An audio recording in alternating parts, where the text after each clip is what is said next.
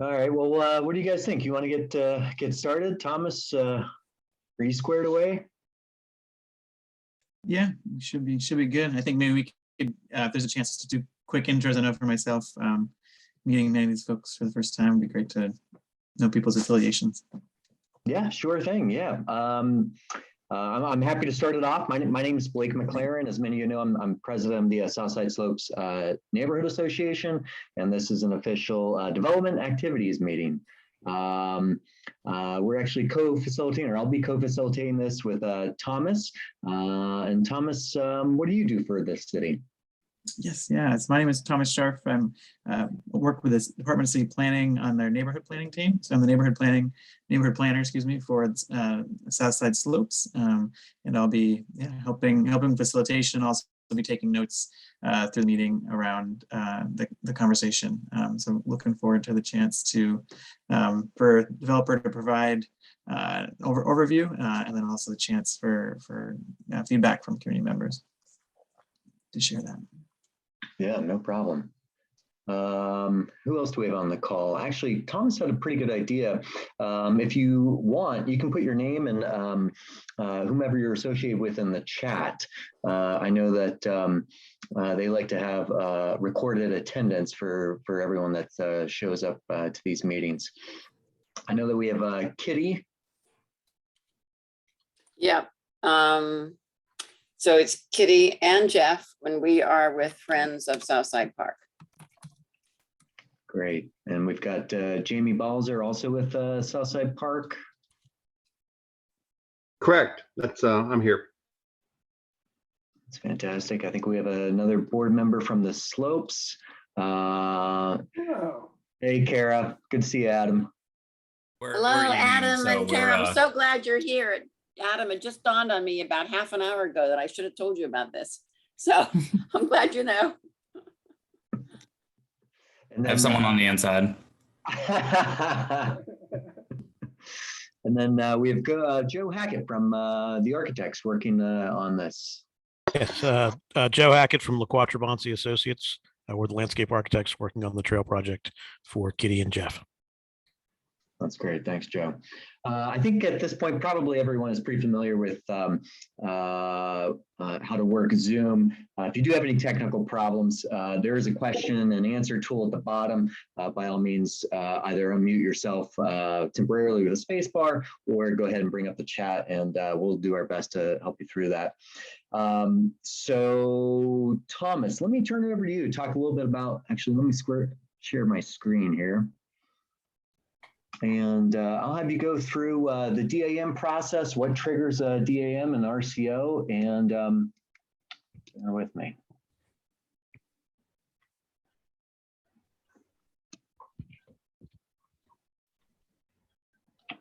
Okay. All right. You guys see that screen there? Screen come through? Yeah, I can see it here now. Great. Cool. All right. Great. Yeah, if you want to proceed to the next slide, and I can kind of highlight those elements. Yeah, let me do that. Let me try to do that.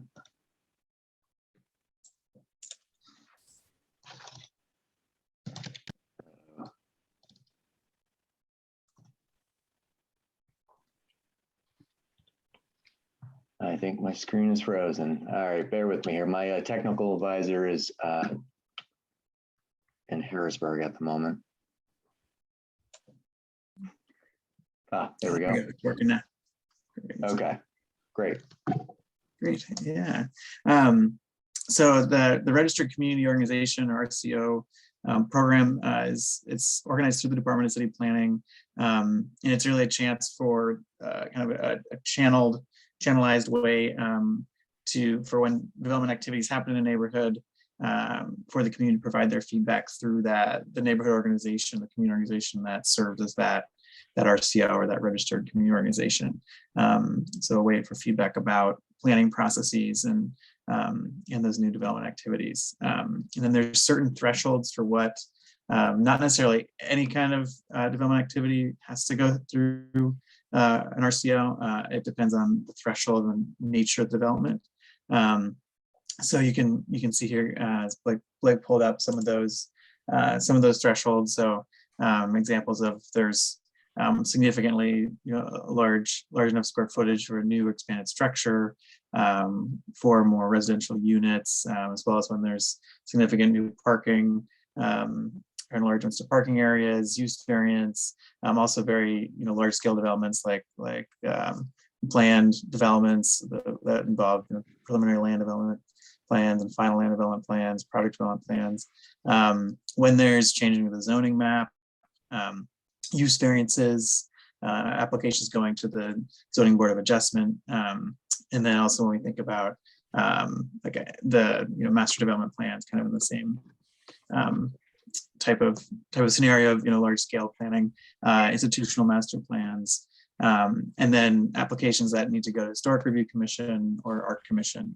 Those also require an RCO co-led development activities meeting. So in this case, with the Bandi Schaum 88 trail, that because that is on public land and goes to the Art Commission, that's what also leads to the formal requirement to have this development activities meeting. And it's also always just a really great practice, important practice to have that, get that dialogue with the community. So I think those are some of the key things to consider. Really, the main element here tonight is the opportunity for the developer to present and show maps and drawings and key information, and then there's a chance for some Q&A questions and any concerns from the community, and then I'll take note of those in the staff report, and the hope is that through tonight's meeting those can be resolved to the fullest extent possible, and if there's anything that's left unresolved, I'll have that noted in the staff report. So those are kind of the key highlights. Appreciate the chance to to partner together on this, work on this together, and with that I'll pass it back to you, Blake. Thanks, Thomas. I have to say it's a pleasure working with you for the first time. You've made my job significantly easier here. So thanks for going through that.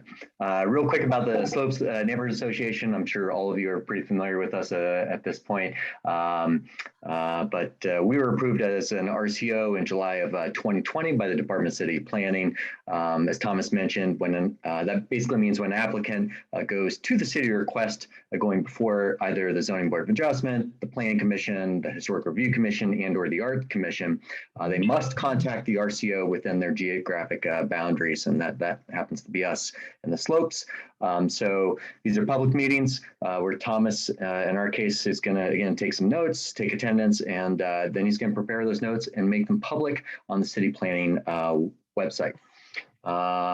So bear with me here. Okay, so basically the structure of this evening, we're going to turn it over to Joe here in just a second. He's going to go through. Joe, if you have any questions on your end, by all means, raise a hand or let me know. Joe's going to present. We invite questions really at any time. If you have something that you have a question for Joe, by all means, raise your hand either physically or virtually, or type something in the chat, and we'll go ahead and make sure that question gets answered appropriately. Use the chat feature for any technical assistance. And last but not least, you might have seen this when you jumped on. This meeting is recorded. It'll be available in a day or so on our YouTube page. So we'll make sure that we have a link for that both in the chat, and you'll find that link also on our website at southsideslopes.org. Okay, so before we jump into this, do we have any questions?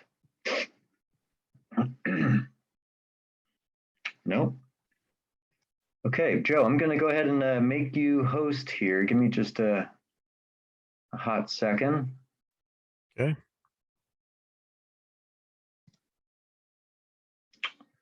Alrighty-dighty. And there you go. I am now the host. Congratulations.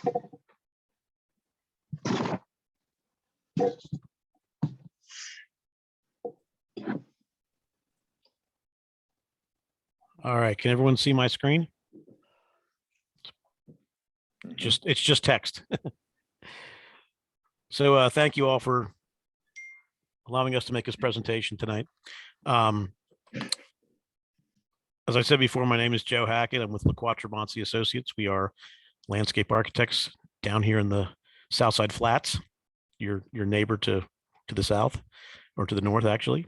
And what I'm going to share with you today is the presentation that was provided to the Arts Commission. So there's probably some things in here that you're familiar with, but we put this together thinking that some members of the Arts Commission would not be familiar with Bandi Schaum Community Garden, with this part of Southside Park. So if there's things that you're already very familiar with, please just bear with me. So this is the Southside Park Trail. The location is in Southside Park, and the applicant in this case is the Southside Community Council, Kitty and Jeff. My screen is moving slowly. There we go. So you see aerial picture of this portion of Southside Park. The red dashed line is the property line for the park. The white dotted line is the extent of where the trail is going to be. You see it's just immediately adjacent to Bandi Schaum Community Garden. The area is about 18,900 square feet. So as Thomas said before, because it's over 2,400 square feet, and because it's in a public park, it needs to go before the Arts Commission.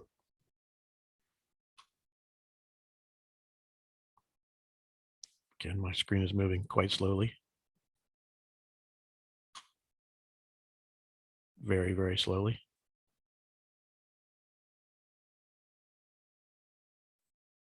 All right. So the white dash line is that 18,000 square foot area. The red is the approximate location of the trail, just so you can sort of see it in context with everything. Again, because the folks in the Art Commission might not be familiar, there's a couple of photographs we provided. This is along the fence that's between the community garden and the very steep escarpment to the left. This is a sort of historically wet area. There's some timbers and gravel that has been installed here over the years, trying to deal with that drainage, and that's part of the reason for the trail project. And I can explain that a little better in a second. And this is at the west side of the community garden. You can see the fence of the former baseball field. And there's a few trees that were planted by Tree Vitalize and by Tree Pittsburgh that will remain, but really it's this sort of open meadow that is off to the west of the community garden. This is the application form that was submitted. Nothing really important here, except that there was a letter sort of describing to the Arts Commission what the scope of the project was. There were also letters of support that were provided from the Hilltop Alliance, from the Southside Slopes Neighborhood Association, and also from the Department of Public Works, to demonstrate to the Arts Commission that we have the full support of a whole range of folks. And really, in summary, the project is really three pieces. It's really three pieces of construction. One is a crushed stone trail that will create that loop that you saw in the red line previously. There is a boardwalk that will be about 9 or 10 inches above the ground in that historically wet area that's along the fence to the south of the garden. And then there'll be these concrete approach ramps to get up from the gravel trail up to the boardwalk. And again, the boardwalk's only 9 or 10 inches off the ground. These really aren't ramps; they're more like thick sidewalks. And what that allows, it allows the boardwalk to stay always up sort of above the level of the grade. And if there is moisture, or if there is some water there, the boardwalk will be suspended above that. So what you see now, there's going to be another probably 8 or 10 drawings, which are the actual construction drawings that were put together. Again, these were also submitted to the Arts Commission. The first piece of work that we had done was a survey of the area in question. So This line you can see here is the fence of the community garden. The existing parking lot is here. The access road going down to Mission Street is over here.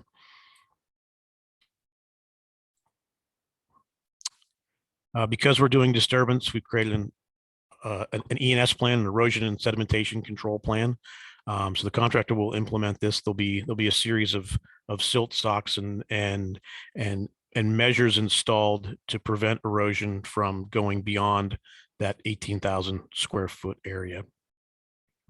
What you also see is this dotted line here, which separates what we're calling phase 1 from phase 2. There is the hope that if funding is available, we'll be able to expand the trail and do phase 2. If not, we will construct phase 1.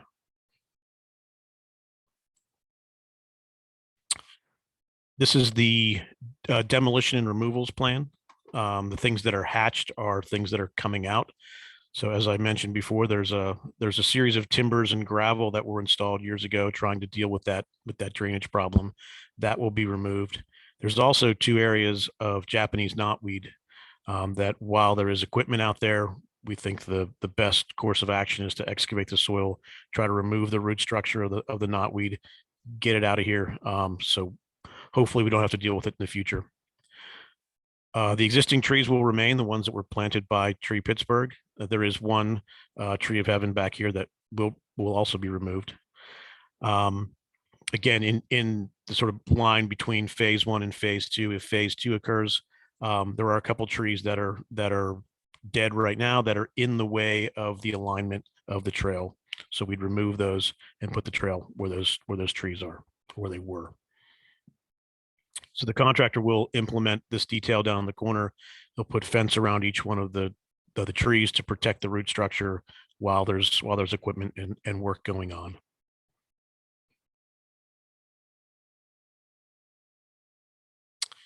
And this is the layout plan for the trail. The darker area is the phase 1 trail. This lighter color is the phase 2 trail.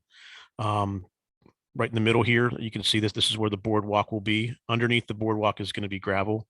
So again, the boardwalk's raised up about 9 or 10 inches off the ground. There'll be gravel underneath it. And hopefully that'll correct the drainage problems that were there, or allow folks to continue to walk and utilize the trail even after a rain event. Excuse me. Then on either side of the ramp or either side of the boardwalk, you can see these small concrete approach ramps. The existing parking lot's over here, so the trail ties into a sort of access road that goes back to the back side of the community garden. There will not be a quiz about this. This is all the sort of layout data that the contractor needs to lay out the trail, just to demonstrate to the Arts Commission that we've sort of done our homework and that this can be laid out effectively exactly as it's shown.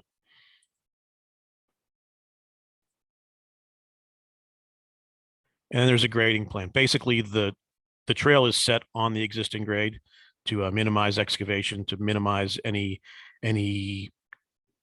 damage to tree root systems. So that's why the trail makes this sort of circuitous loop. It gets around the trees. We're trying to stay away from the structure of the trees. But basically, it's set on grade. The soil that is excavated for the trail will then be reused around here to sort of fill in gaps and fill in against the trail, and then it will all be seeded and planted. Let me go back. So these are the details for the actual boardwalk. In the upper left-hand corner, maybe I can zoom in here.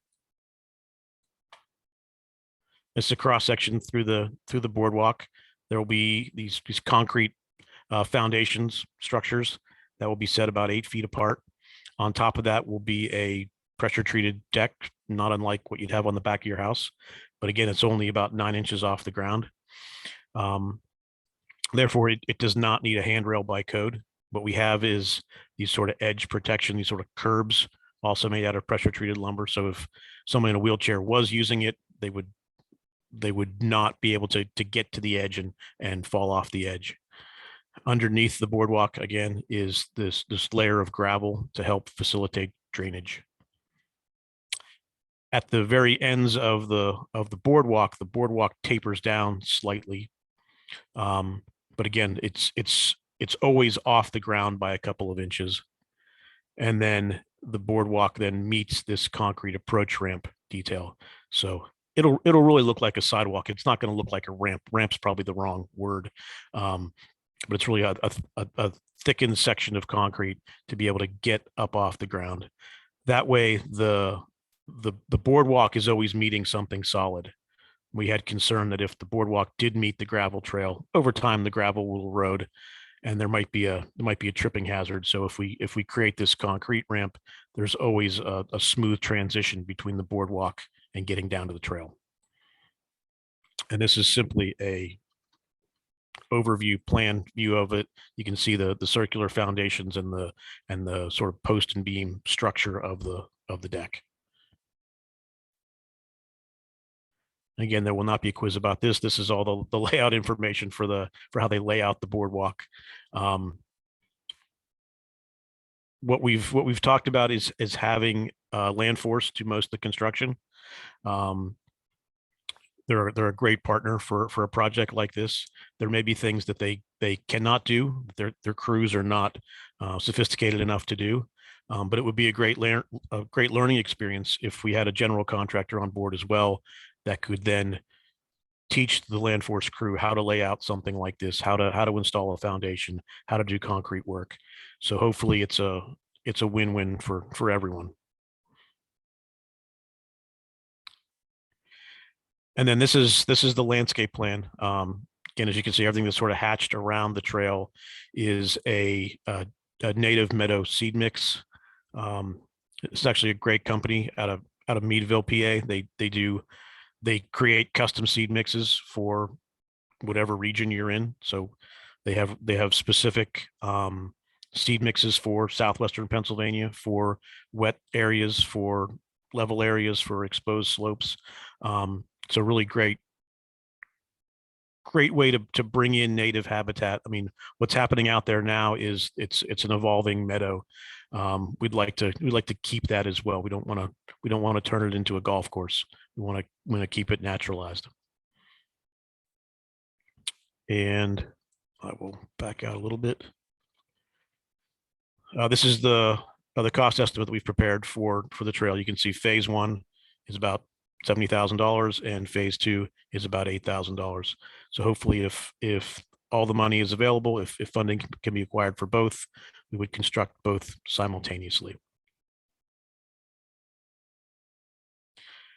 And that is the end. And Blake, I don't know if you want to facilitate questions or if you want me just to take questions. Yeah, I think we have a small enough group. Do we have any questions or comments for Joe? Hi, it's Denise from the Southside Slopes Neighborhood Association. How wide is the boardwalk? The boardwalk is 6 feet wide. 6 feet wide. Okay, I was just thinking about the rails. That's all. The railings. There's no railings on it. I understand that. Yeah, I had a question as well. Just curious why you decided to go with the pressure treated lumber instead of some sort of composite or Trex? Just purely from cost. Trex is 2 or 3 times the cost of pressure treated lumber. Although everything's ridiculous in terms of cost right now. Just thinking that's a more common material that hopefully the crews from Land Force would be more familiar with working with. I think I'm looking for the cost of where the lumber is in this. Where is that under? It's under the boardwalk, so it's $40 a square foot. So it's about $21,000 just to construct the boardwalk. All right. Yeah, that's a lot. That's a lot. So Trex would probably be in the $30,000 to $35,000 range for the same. Well, I think it's worth considering.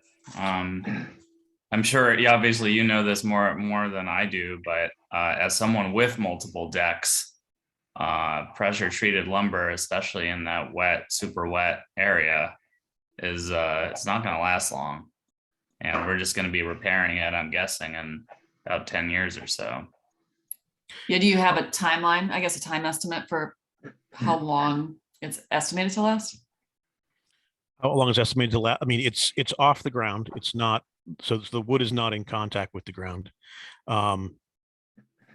My estimate would be anywhere from 15 to 20 years. Now, maybe what we could think about is doing a composite decking on top of the wooden structure. The wooden structure should last 25, 35 years. But maybe, it's a good point that the composite material, it's much more long lasting, much more, resistant to moisture. My other concern besides just the cost was when composite gets wet, sometimes it gets slippery. So picking the right composite with the right texture, to make sure that it's, we want this to be handicap accessible. So we want to, be sure that it's not slick. So it's something that we can certainly keep exploring. Right now, the money isn't here to build it. We're still actively trying to fundraise. So if prices come down in the next few months, which we all hope they do, maybe it's possible to bring in the composite material. That's a really good point. Thank you.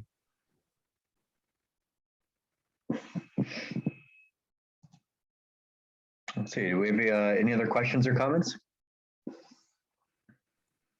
I guess this is probably out of scope, but is there any, does this dovetail with any work on the parking lot, which, as we are well aware, is not really good or what I would consider like easy to get out of as a disabled person? Yeah, you're being very generous when you say it's not good. There are plans.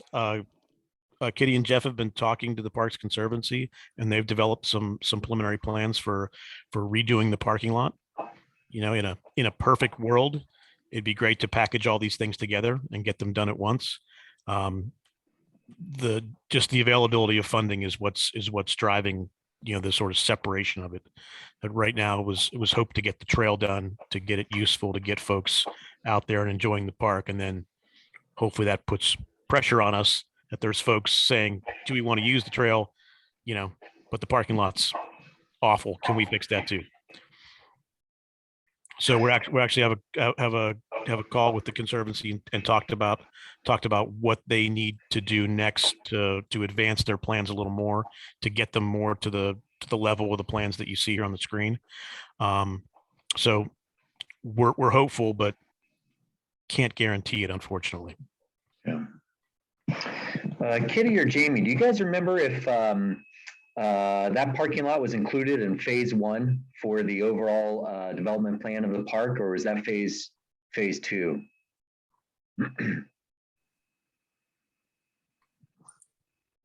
Blake, it's neither. It's not in phase 1, and it's not in phase 2, and it's not in phase 3, and it's not in phase 4. It is sort of a standalone project. And I did speak to Bruce Krause about it recently, and it's definitely possible to get that into the 2022 budget, but if we rely on the city to do that, then it does not get paved until 2023. Gotcha. Okay, we should talk offline about that because that's not going to work. Okay, thank you. Do we have a date set for when this is actually going in front of the Arts Commission? It's the end of January. I think it's the 26th. January 26th. Yeah. So we had submitted a week or two ago and asked for a determination if this needed to formally go before the Arts Commission, and they confirmed that yes, it does. Okay. we'll make sure to put our notes and recommendation into them probably that first week of January, so they have plenty of time to review for the meeting.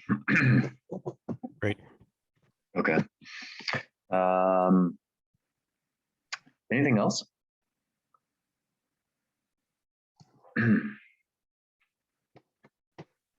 I just Okay. want to say overall, it looks like it'll be a nice addition to the park. Great. Thank you. Yeah, I agree. I think it's a long time coming, and the design looks great. I appreciate that. Thank you. Sure. Well, Joe, so we thank you for making this, taking the time to make this presentation. We do have a couple of next steps. If anyone wants to make any additional comments outside of this meeting, you can do that in a couple different ways. You can reach out to the Southside Slopes Neighborhood Association directly via email. Our email address is info@southsideslopes.com .org. Thanks, Kara. I'm gonna have to change that in my notes. As Joe mentioned, January 26th, this project is presenting in front of the Arts Commission. You can actually email them directly, or you can send a letter, just for the record, to 200 Ross Street, 4th floor, Pittsburgh, 15129. I think everyone on this call is or has been a part of the association, so I won't do my hard sell and spiel about coming on board. Although, Kitty, we are so happy to see you this evening, and we missed you last night at the party. Everyone was wondering where Kitty was. So yeah, please keep us in mind. I think that's all I have. Thomas, do you have anything else to close us out tonight?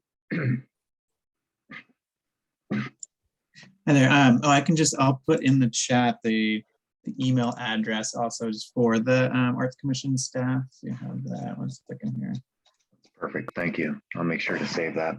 And I just want to say thank you very much, Joe. Appreciate all that you're doing. Yeah, nice job. You're very welcome. It's been a great project. Looking forward to seeing it get built so we can walk around the park together. With banners. And wheelchairs. And wheelchairs too. All right, Yeah, Thomas. thank you very much for the presentation. Thank you, Thomas. Thank you, Blake. Thank you all. See you. You're so Good night. welcome. All right, thanks Bye-bye. for joining us, guys. Have a good night. Take care. Have a good night. Take care. Bye.